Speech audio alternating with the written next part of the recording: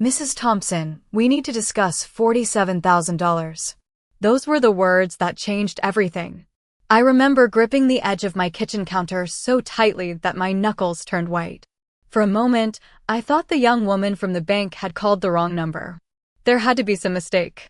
I was 68 years old, a widow living quietly in a small Ohio town, and I certainly didn't have $47,000 moving around in my accounts without my knowledge. "I'm sorry," I said, forcing a nervous laugh.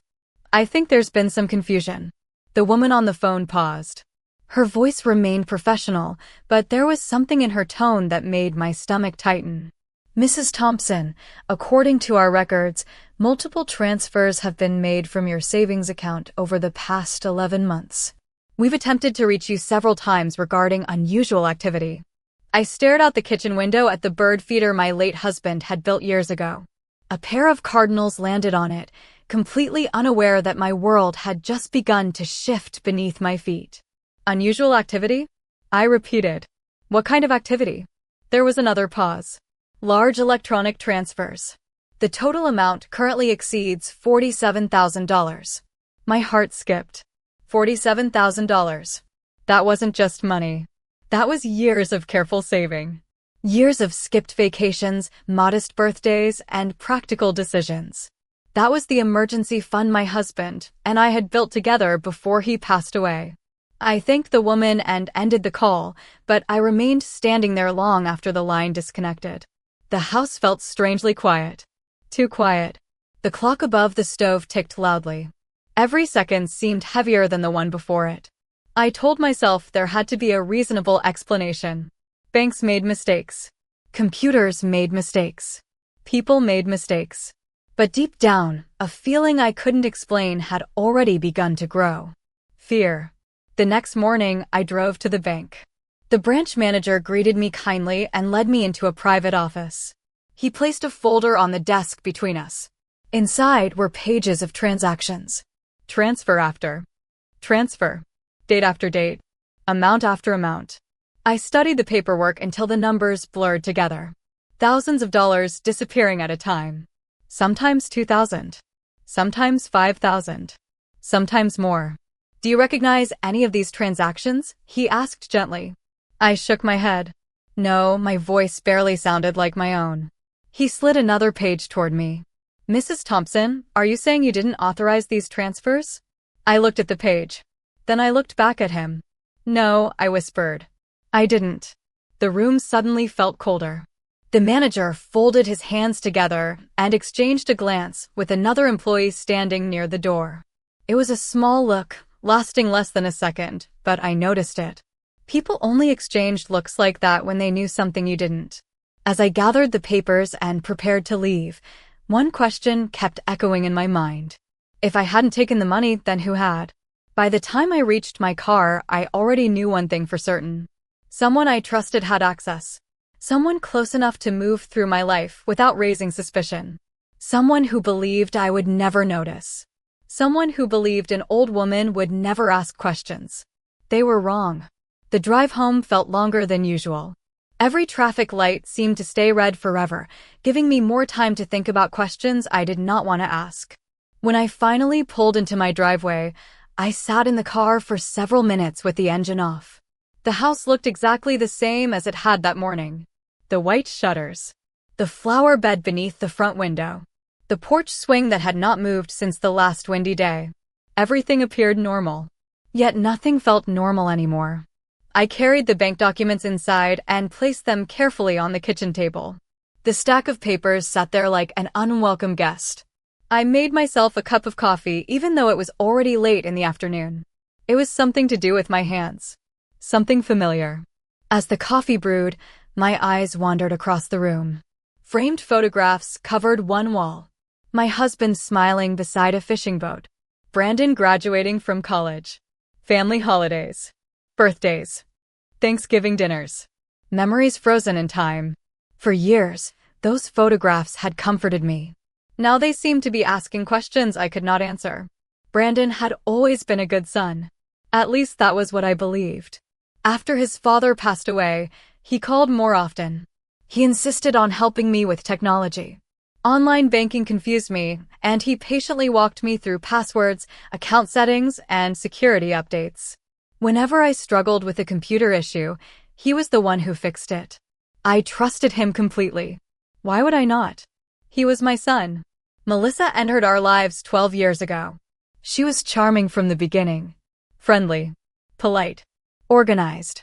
She remembered birthdays and brought desserts to family gatherings. Friends often told me how lucky I was to have such a thoughtful daughter-in-law. Looking back, I realized I had accepted that image without question. The more I thought about it, the more certain details began to surface. Small moments that seemed insignificant at the time.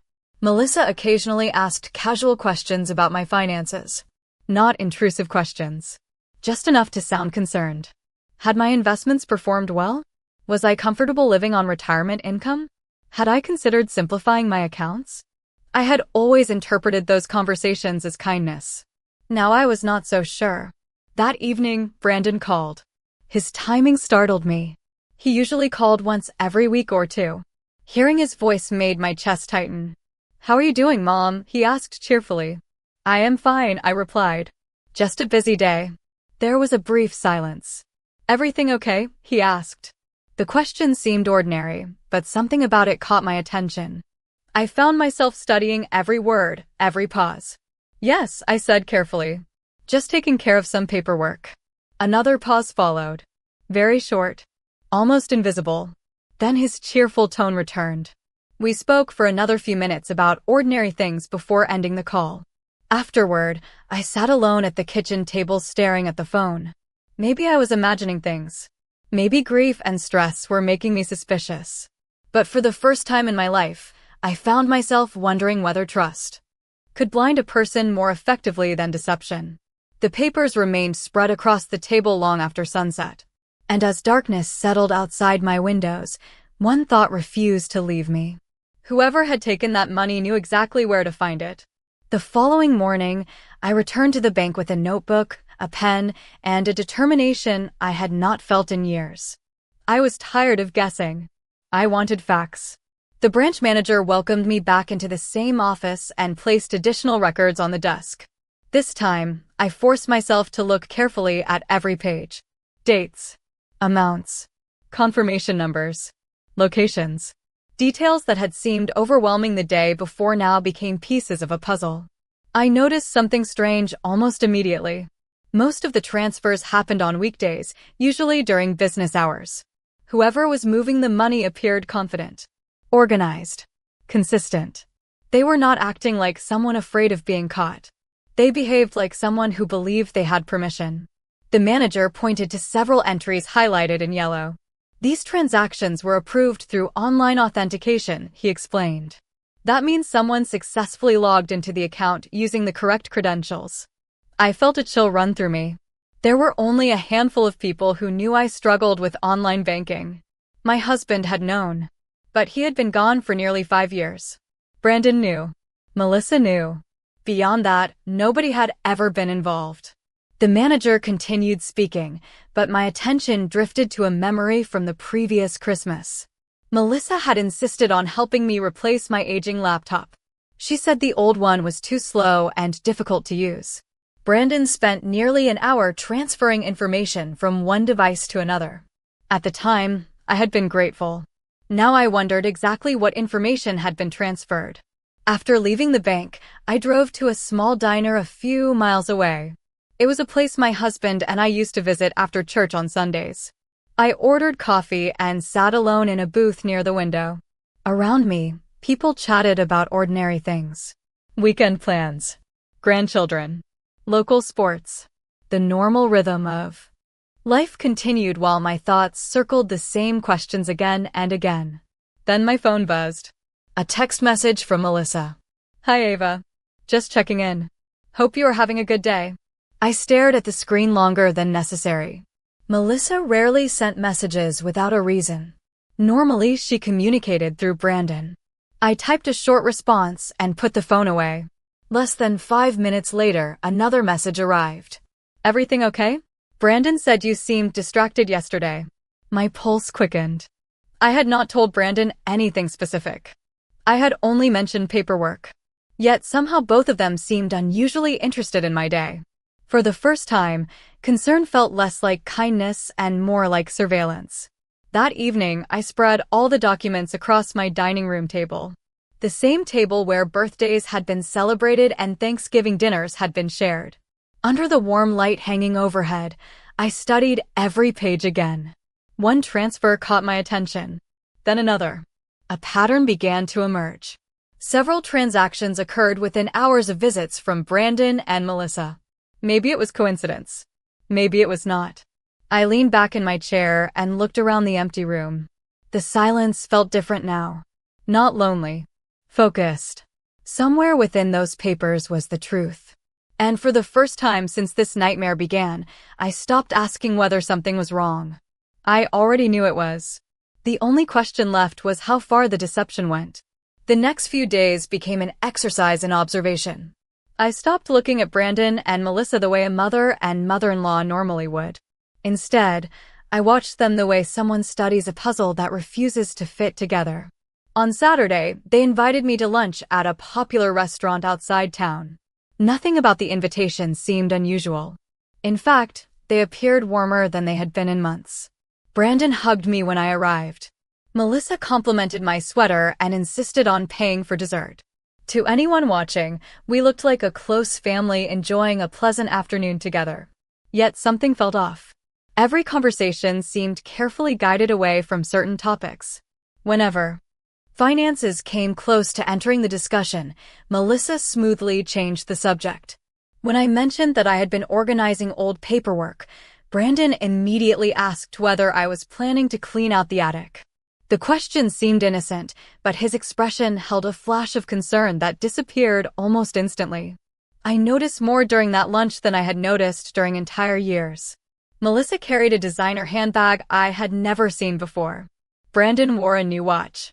Neither item would have attracted my attention in the past, but now every purchase seemed connected to the growing list of unanswered questions sitting on my dining room table. Later that evening, I found myself scrolling through social media for the first time in months. I rarely used it, but Melissa posted often. Vacation photos, weekend trips, restaurant dinners, home renovations. Individually, none of it seemed extravagant. Together, however, the images painted a picture of a lifestyle that appeared far more expensive than I remembered. I studied each photograph carefully. Smiling faces, new furniture, fresh landscaping around their house. Details I would have overlooked before now stood out sharply. The following Monday, another memory surfaced. Nearly a year earlier, Melissa had offered to help me update several online accounts because security requirements had changed. I remembered sitting beside her at my kitchen table while she guided me through passwords and verification steps. At the time, I had appreciated her patience. Now that memory left a bitter taste in my mouth. She had known exactly how my accounts worked. She had seen information I barely understood myself.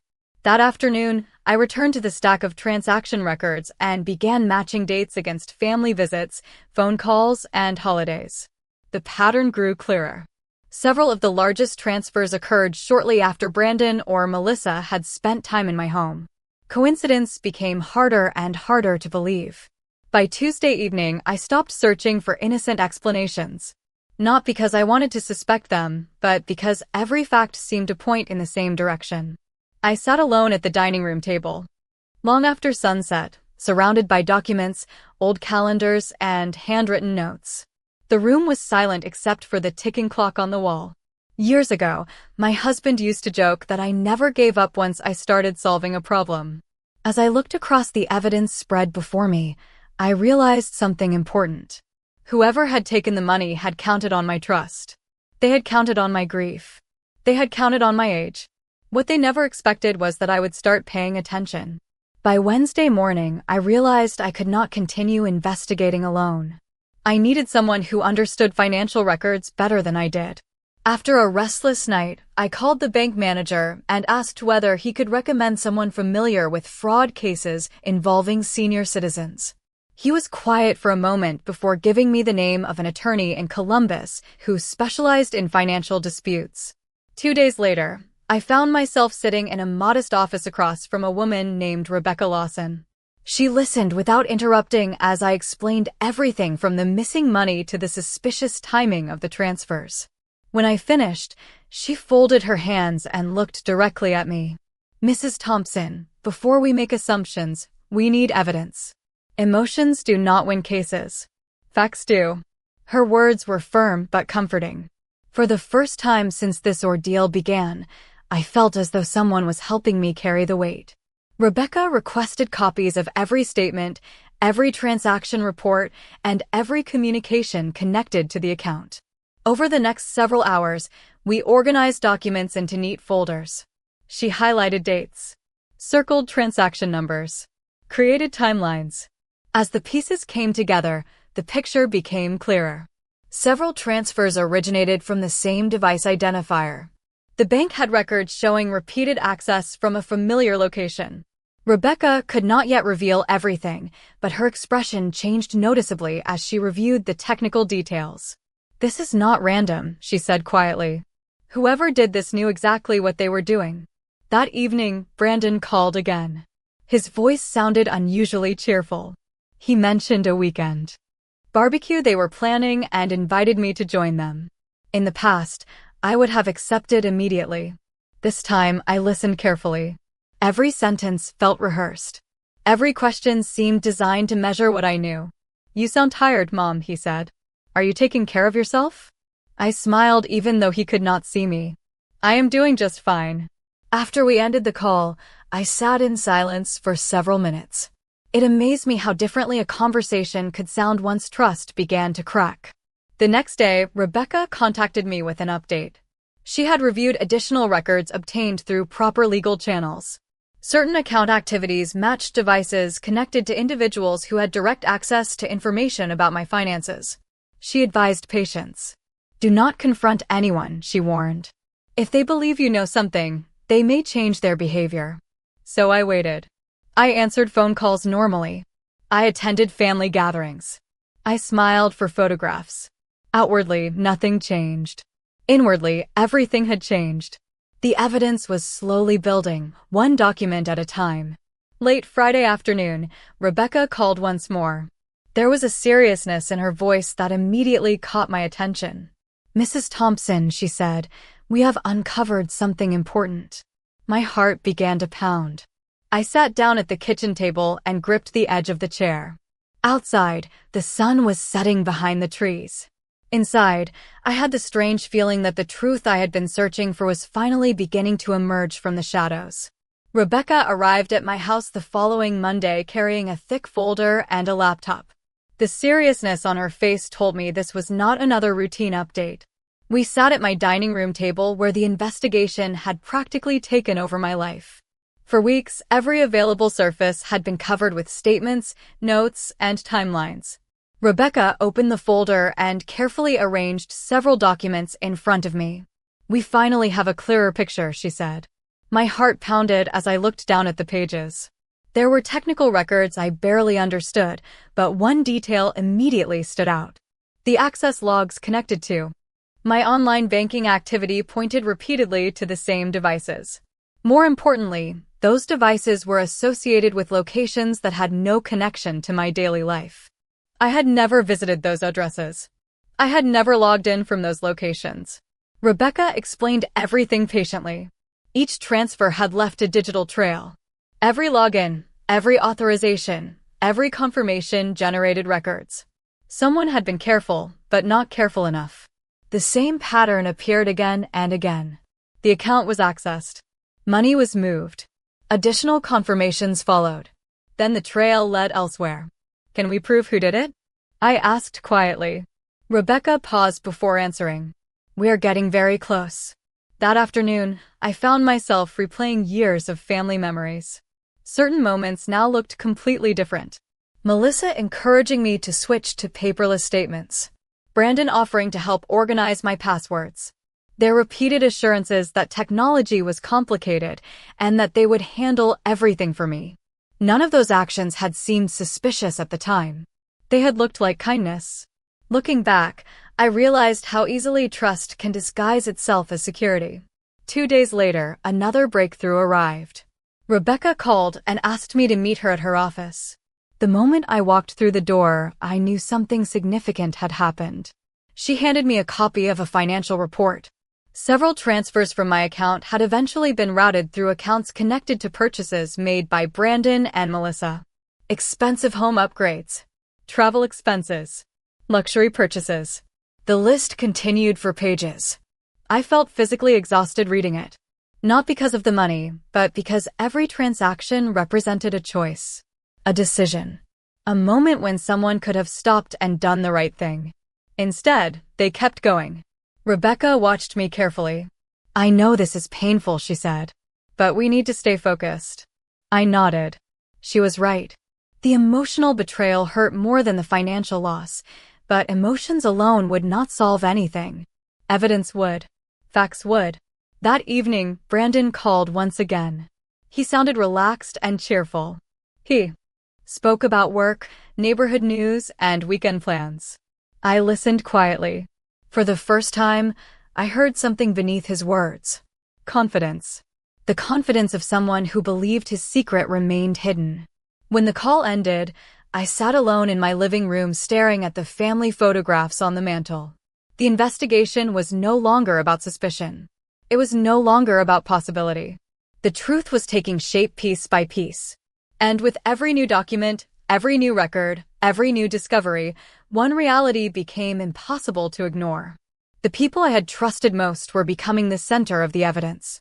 3 days later, something happened that removed any remaining doubt. Rebecca had advised me to continue behaving normally, so when Brandon invited me to dinner at his house, I accepted. The evening appeared ordinary from the outside. The table was beautifully set. Melissa prepared one of my favorite meals. Soft music played in the background. Anyone looking through the window would have seen a happy family sharing a quiet evening together. Yet I felt like a stranger sitting among people I had known for years. Throughout dinner, I listened more than I spoke. Melissa talked about a possible kitchen renovation. Brandon discussed a work project. Their conversation flowed easily, almost effortlessly. Then Melissa mentioned a vacation they hoped to take the following summer. She described a lakeside resort and several upgrades they wanted to make to their property before the trip. As she spoke, I found myself calculating numbers in my head. The costs seemed far beyond what I believed they could comfortably afford. The realization settled heavily in my chest. Later that evening, I excused myself and stepped outside onto the back patio for fresh air. The sun had already disappeared below the horizon, leaving the yard covered in soft shadows. I stood quietly near the garden while looking toward the house.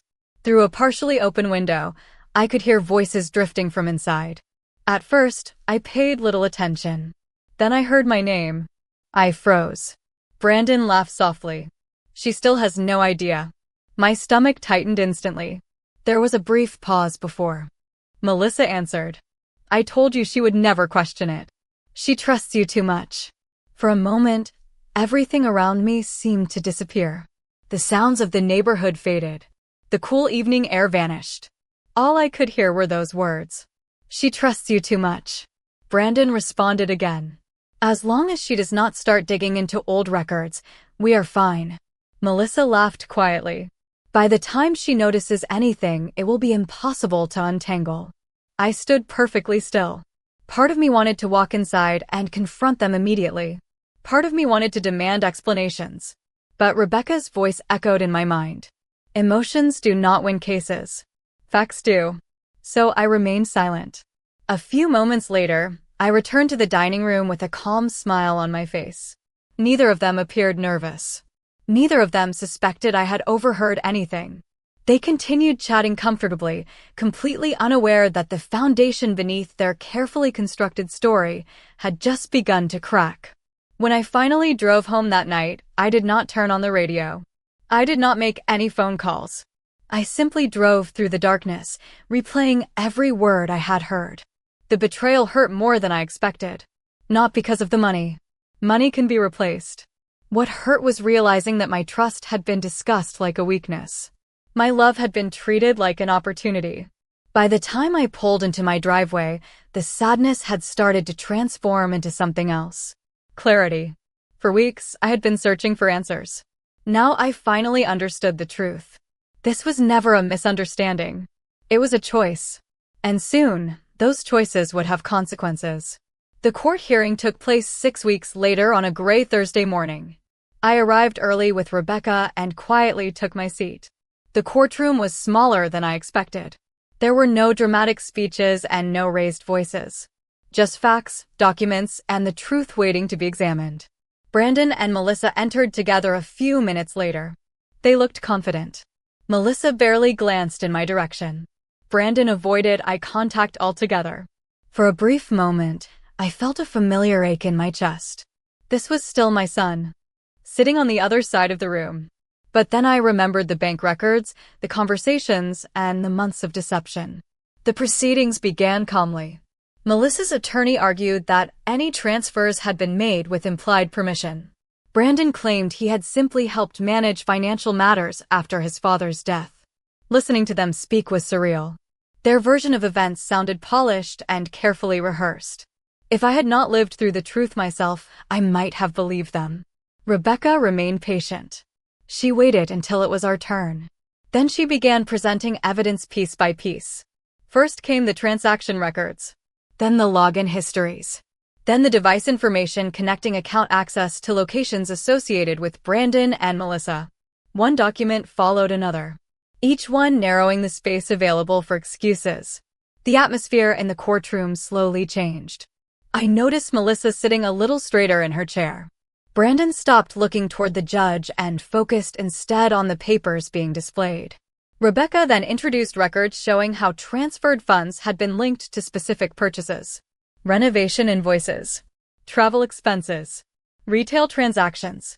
The timeline matched almost perfectly with the missing money. The judge reviewed every page carefully. No one interrupted. No one argued. The documents spoke for themselves. The most significant moment arrived near the end of the hearing. Rebecca presented evidence showing repeated access to my financial accounts from devices that had been used during periods when Brandon and Melissa possessed information necessary to enter those accounts. The explanation they had offered earlier no longer fit the facts. Their attorney attempted to challenge several details, but the responses only created more questions. By then, the confidence I had seen when they entered the courtroom had disappeared. Melissa spent most of the afternoon staring at the table. Brandon looked exhausted. I felt no satisfaction watching them struggle. Only sadness. The hearing lasted several hours before the judge announced a recess to review the full record. As everyone began leaving the room, Brandon finally looked at me.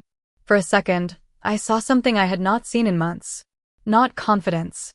Not certainty. Regret. Yet even then, he said nothing. Neither did I. Some conversations happen through words. Others happen through silence. When I stepped outside the courthouse with Rebecca, the afternoon sun had broken through the clouds. She looked at me and offered a small smile. "The evidence is strong," she said. "Very strong." I nodded quietly. For the first time since the investigation began, I allowed myself to believe that the truth was finally being seen by someone other than me. The judge delivered the decision 2 weeks later. I sat quietly in the courtroom as the ruling was read into the record. By that point, I felt strangely calm. The months of uncertainty were over. The investigation was over. The waiting was over. All that remained was the truth. The court found that the transfers had not been properly authorized and ordered the recovery of the funds. The full amount would be returned, along with additional financial remedies allowed under the law. For a moment, nobody spoke. The room felt completely still. I looked down at my hands resting in my lap. They trembled slightly, not from excitement, but from relief. The burden I had carried for so long was finally beginning to lift. When the hearing ended, people slowly filed out of the courtroom. Rebecca gathered her documents and offered me a warm smile. "You did the hard part," she said. "You refused to look away." Outside, the autumn air felt crisp and clean. The trees lining the courthouse square were turning shades of gold and red. Life continued as it always had. Cars moved through the streets. People hurried to work. Yet for me, everything felt different. Over the following weeks, the financial recovery process moved forward. The missing funds were returned. Accounts were secured.